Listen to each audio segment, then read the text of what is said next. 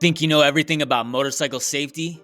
Think again. Hi everyone, I'm Cory, a motorcycle instructor who's taught thousands of students how to ride motorcycles safely. And in this video, I'm revealing 5 unexpected tips that could literally save your life on the road. But what if you're a seasoned rider who's been riding for many years and thinks you know it all? Or you're just starting out and you think, maybe I'll just wait for my training class to get this information. The problem is, this is information you probably won't find anywhere else. But the good news is, I'm here to help you today. So whether you're a seasoned rider or just starting out, these life-saving hacks are game changers you won't want to miss. So let's dive in and ride smarter, safer, and with more confidence than ever before. A few weeks ago, my friend Dave was riding his motorcycle down a busy road in Fort Collins. It's a long stretch and there's tons of intersections all along the way. This road not only has a bad track record for motorcyclists getting into crashes at these intersections, but there were several motorcyclist fatalities on this road just last year alone. And as Dave was riding along, he suddenly realized why. Even though he had done some training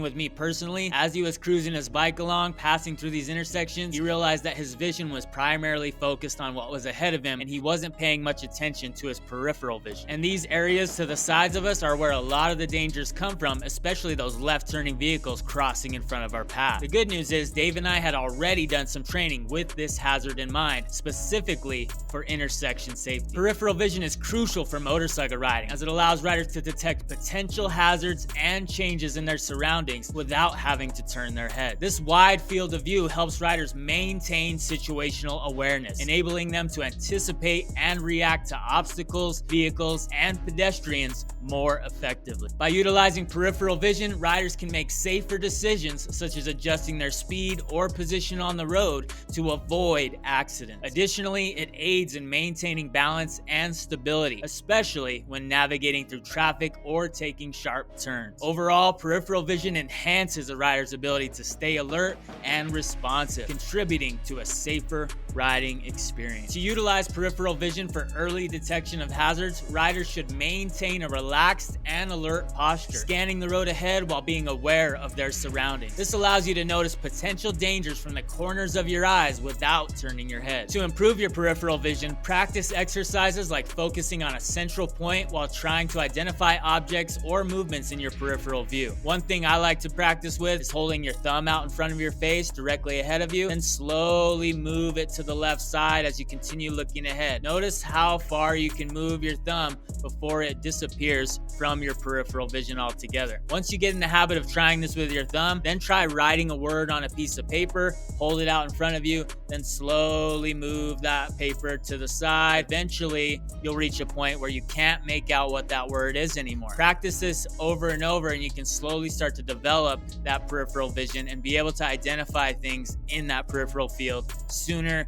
quicker, and more effectively. Once you've got this down, you can gradually increase the complexity of this exercise by adding more objects or using different environments. Try writing down different words on the piece of paper, maybe even some numbers. Try switching up the colors that you use as well. And since so many people spend a lot of time driving in their cars and only looking straight ahead at what they're focused on the road, practice this next time you're driving in your car, not only seeing what's in front of you, but also noticing what's in your peripherals. This will really help you when it's time to get back on your motorcycle. Thankfully, Dave and I had gone over this peripheral vision drill many times. So when he was cruising down this road in Fort Collins, he felt confident that he could not only identify what was straight ahead, but also any hazards to the sides in his peripheral vision. And he was able to make it home safely. But there was another problem that Dave was having, and it had nothing to do with his vision. This time, it was a problem with his confidence, and more specifically, his body language and posture when he was riding on his motorcycle. Body language, or body positioning, significantly impacts motorcycle riding by influencing balance,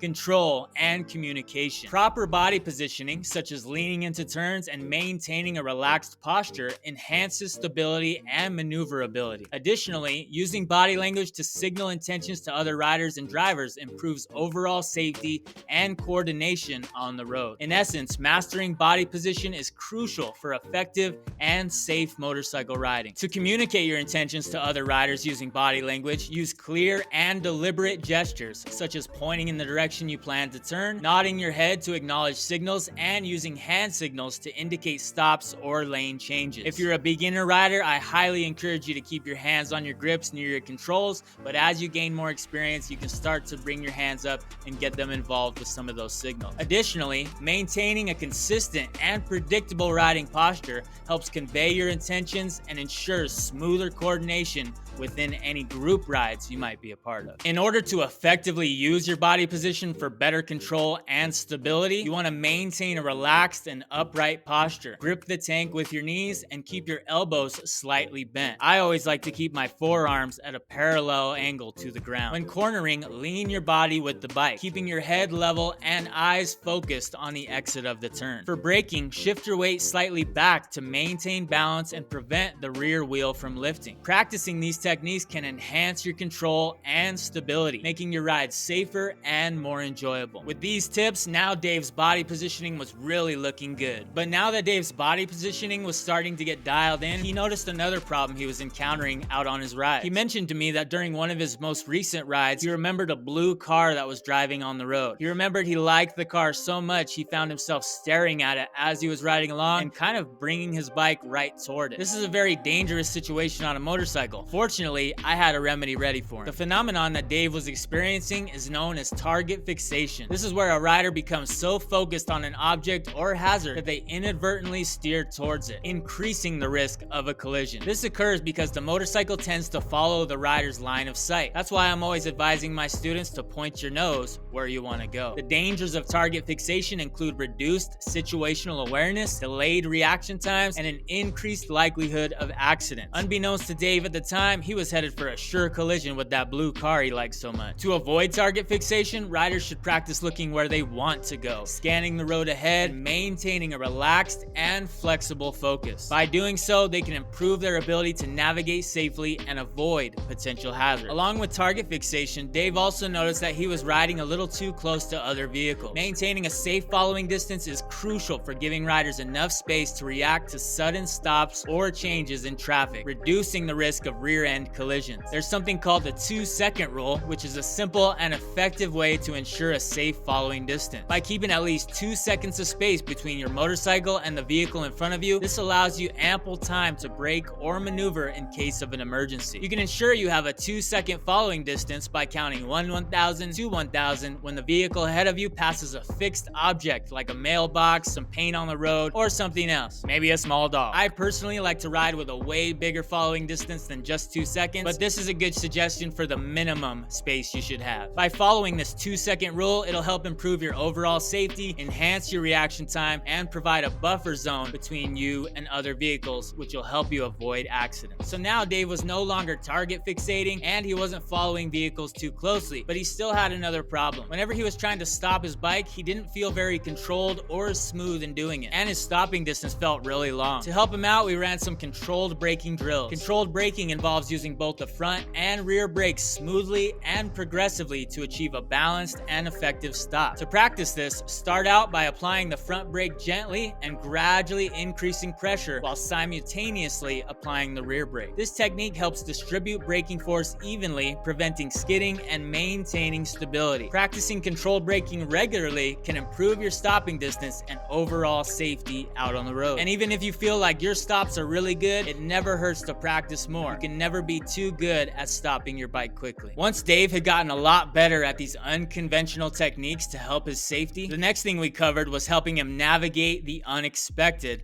and making sure he was always prepared. Carrying a motorcycle toolkit is essential for handling unexpected breakdowns and minor repairs on the road, ensuring you can quickly address issues like flat tires, loose bolts, or electrical problems. This preparedness not only enhances your safety and confidence, but also minimizes downtime and the need for roadside assistance. This allows you to continue your journey with minimal disruption, and it gives you a better peace of mind knowing you worked on your own bike, you knew what you were doing, and you feel confident riding this machine down the road. After all, it is your life on the line. Along with having a toolkit ready to go, you can also use GPS, which offers numerous benefits for motorcyclists, especially when navigating unfamiliar roads. It provides real-time direction, helping riders stay on course and avoid getting lost. GPS devices can also alert riders to traffic conditions, road closures, enclosures, and hazards, allowing for safer and more efficient travel. Additionally, GPS navigators can suggest alternative routes, find nearby amenities like gas stations and restaurants, and even track ride statistics, enhancing the overall riding experience and ensuring a smoother,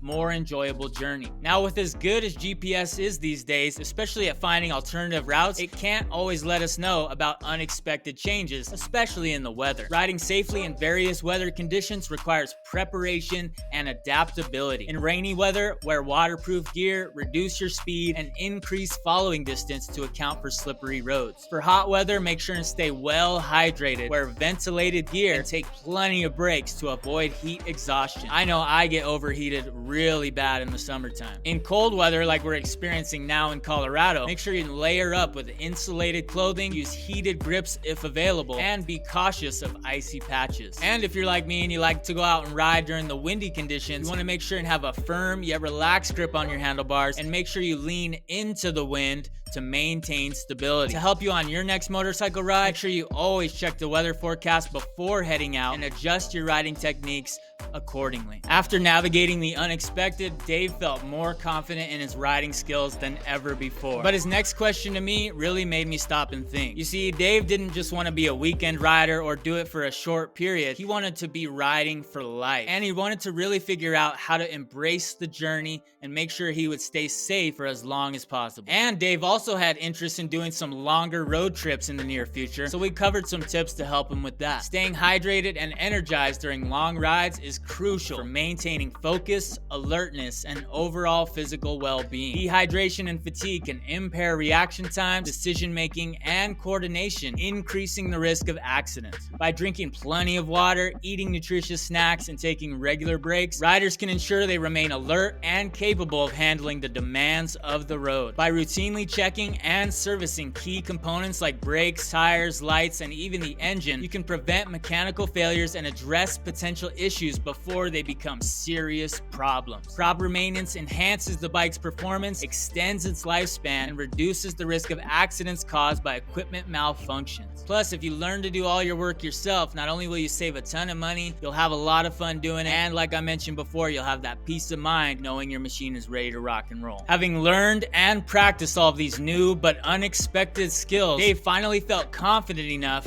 to set out on the open road and go on that big motorcycle adventure he had always been dreaming of. And I'm happy to report that I just got a postcard from Dave a few days ago, and he's having an awesome time out on his motorcycle trip. And if you want to have an awesome time and stay safe just like Dave, then follow the tips in this video and you'll have tons of awesome motorcycle trips and adventures in your future. Just remember, some of the most important life-saving techniques out there are the unexpected ones. But what if you've been digging around through tons of motorcycle videos and advice lately, and you're not sure what to believe, what's actually fact, and what's just a big old fat lie or myth? Well, then make sure and watch this video next, where we debunk 4 huge myths only beginner riders believe. And don't worry, Dave was once a beginner too. Now look at him.